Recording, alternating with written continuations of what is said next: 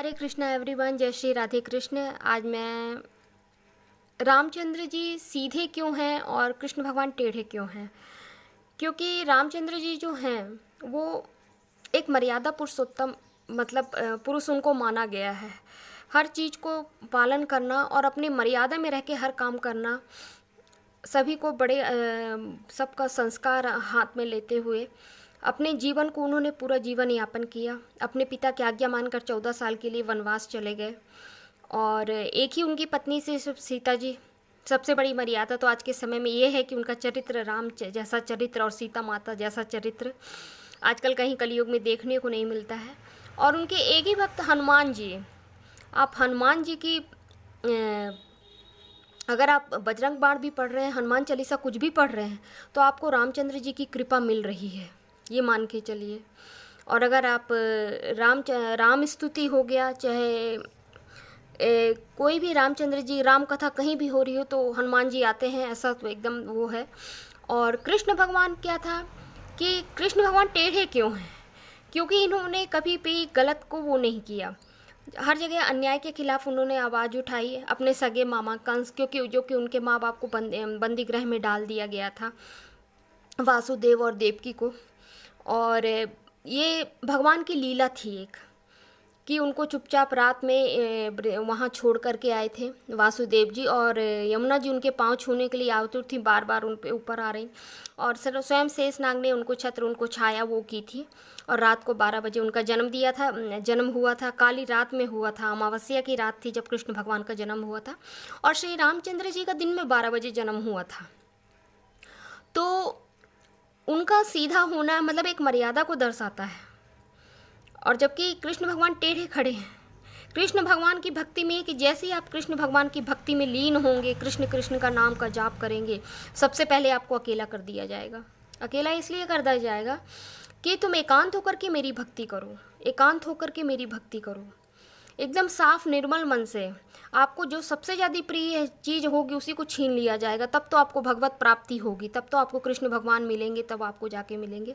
और यहाँ पे हनुमान जी रामचंद्र जी के प्रिय भक्त थे, जबकि कृष्ण भगवान स्वयं राधा रानी के बहुत बड़े भक्त थे। राधा राधा जपिए तो कृष्ण भगवान आते हैं। और राधे कृष्ण अगर हम दोनों जपते हैं, दोनों बोलते हैं, तो हमारी मेल फीमेल जो एनर्जी होती है, मस्कुलाइन एनर्जी क्या होती है, आप में निडरता का भाव लाती है। आप किसी चीज़ को आप घबराएंगे नहीं, भ्रमित नहीं होंगे। और जो फेमिनाइन एनर्जी होती है, मतलब जो लेडीज़ वो होता है, ऐसा नहीं। तो उसमें क्या है, आप संकुचित या भ्रमित, या फिर अगर बहुत ज़्यादा फेमिनाइन एनर्जी आपके अंदर है तो आपके अंदर करुणा और दया देखने को, आप बहुत ज़्यादा इमोशनल हो जाएंगे। हर किसी के दर्द में रोना, हर किसी के दुख को महसूस करना। तो ये मेल फीमेल एनर्जी दोनों में होती है, स्त्री पुरुष दोनों में होती है एनर्जी। अब ये है कि हमारे कर्म के अनुसार कौन सी एनर्जी हमारे अंदर एक्टिवेट हो रही है। लेकिन राधा कृष्ण जपने से ये एनर्जी बैलेंस रहती है। ना हम प्रैक्टिकल होते हैं उस समय, जब ये हमारी एनर्जी खुद को, जब हम राधे कृष्ण का जाप करते हैं, और तो हमारे अंदर क्या होता है कि ना तो हम बहुत ज़्यादा प्रैक्टिकल हो पाते हैं, ना हम इमोशनल होते, ये एनर्जी बैलेंस हो जाती है। ना हम किसी के पीछे भागना पसंद करते हैं, और ना ही किसी से हम बहुत ज़्यादा अटैच। फिर हम किससे अटैच हो जाते हैं, अपने राधा कृष्ण से हो जाते हैं। उनका नाम जप से, उनके नाम जप में इतना ज़्यादा लीन हो जाते हैं। राधा रानी मतलब जो देवी पुराण है उसके अनुसार जो कृष्ण भगवान थे वो माँ काली के स्वरूप थे, और जो राधा रानी है यूनिवर्स महाकाल भोलेनाथ का स्वरूप थी। यहाँ पर एनर्जी दोनों चेंज हो गई। वही अर्धनारीश्वर हैं, शिव शक्ति जो हम कहते हैं, माता पार्वती या माँ काली, और अर्धनेश्वर जो भोलेनाथ का स्वरूप है, अर्धनारीश्वर। तो वही राधा कृष्ण इसमें आया। राधा कृष्ण के मतलब ये फिर एनर्जी चेंज हो जाती है। इसलिए राधा कृष्ण के नाम जप से हमारी जो अंदर की एनर्जी होती है वो बैलेंस होती है। तो इन्होंने क्या किया, कृष्ण भगवान ने टेढ़े इसीलिए खड़े रहते हैं वो, कि गीता के उपदेश में जब आपने सुना होगा, जानते होंगे, श्रीमद् भागवत में जब पढ़ते हैं कि जब अर्जुन अपने ही संबंधियों को अब युद्ध के मैदान में देखते तो अपने धनुष गांड उनको अपने धनुष बाण को रख देते हैं कि मैं अपना युद्ध नहीं कर सकता, मेरे गुरु हैं, मेरे भीष्म पितामह हैं, मेरे अपने ही भाई कौरव हैं, मैं कैसे लड़ सकता हूँ।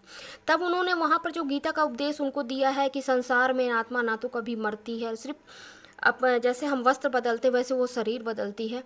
तो यहाँ पे कोई तुम्हारा सगा नहीं है। अगर आज तुम इनके आगे हथियार डाल दोगे तो लोग तुम्हें निहत्था समझेंगे, कायर समझेंगे। इससे अच्छा तुम युद्ध करते हुए परम वीर गति को प्राप्त हो। तो अपने सेल्फ रिस्पेक्ट, यहाँ से हमें क्या मिलती है? अपनी सेल्फ रिस्पेक्ट। हम किसी के साथ गलत नहीं करें, लेकिन हमको अपनी वैल्यू, अपनी सेल्फ रिस्पेक्ट को रखते हुए अपना जीवन जीना, चाहे हमारा सगा ही क्यों ना हो। अगर वो गलत कर रहा है या हमें नीचा दिखाने की कोशिश कर रहा है तो हमें झुकना नहीं है।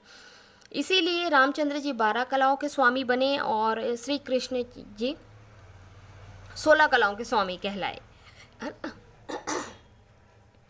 इनकी एक से ज़्यादा पटरानियाँ थी, जबकि रामचंद्र जी की एक ही पत्नी थी, सीता। तो वो मर्यादा पुरुषोत्तम थे।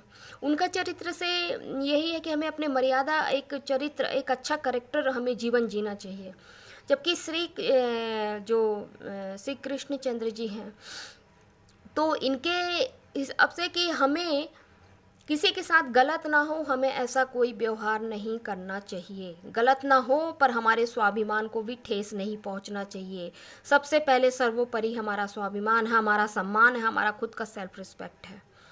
तो इसीलिए जो कृष्ण भगवान है, बचपन से उन्होंने बड़ी बड़ी कलाएं दिखाना शुरू किया था। पूतना को सबसे पहले मारा, फिर बकासुर राक्षस आया, फिर इंद्र सारी गैयों को ब्रह्मा जी उस माया से चुरा ले गए, फिर उन्होंने एक उंगली पर पर्वत धारण किया।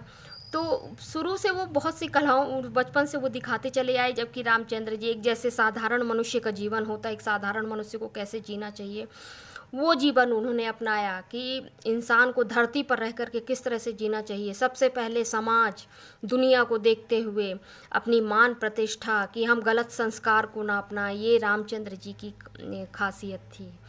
ये रामचरितमानस। और तो मानस कितने 24 घंटे की होती है, श्री रामचरितमानस पूरा होता है। और जबकि जो श्रीमद् भागवत है वो पूरे 1 सप्ताह चलता है। उसमें पूरे भगवान के शुरू से लेकर के और लास्ट तक का पूरा जो वर्णन हमें श्रीमद् भागवत में देखने को मिलता है। तो उससे यही है कि श्री कृष्ण भगवान आज के उसमें ब्रह्मांड नायक बोलिए, ब्रह्मांड मोटिवेशनल स्पीकर बोलिए, पर कृष्ण के भगवान के साथ हमेशा राधा रानी आती हैं, है ना। 2 मेल फीमेल एनर्जी वो होता है। और राम जी का जो नाम है वो अकेले में ही काफ़ी है। राम में पूरा संसार समाया है। जहाँ भी राम नाम का उच्चारण होता है मन शांत होता है। और शुरू से लास्ट तक जो राम नाम का जाप करता है उसको आगे मतलब जो अपनी मतलब जो बैकुंठ स्वर्ग का जो द्वार होता है उसकी टिकट मिल जाती है। कि हमने अगर राम नाम के टिकट, हमने राम नाम के नाम पे अपनी एनर्जी अपनी उसको लगा के खर्च किया है, तो हमें आगे की टिकट हमारी कंफर्म है कि हमें बैकुंठ मिलेगा ही मिलेगा। ऐसा नहीं है, राधे कृष्ण भी हैं, वो भी वही हैं। राधे कृष्ण रामचंद्र जी के बाद का उनका स्वरूप है। तो मैं दोनों स्वरूपों को नमन करती हूँ। जय श्री राम, जय श्री राधे कृष्ण। हरे कृष्ण कृष्ण कृष्ण हरे हरे, हरे राम राम राम हरे हरे।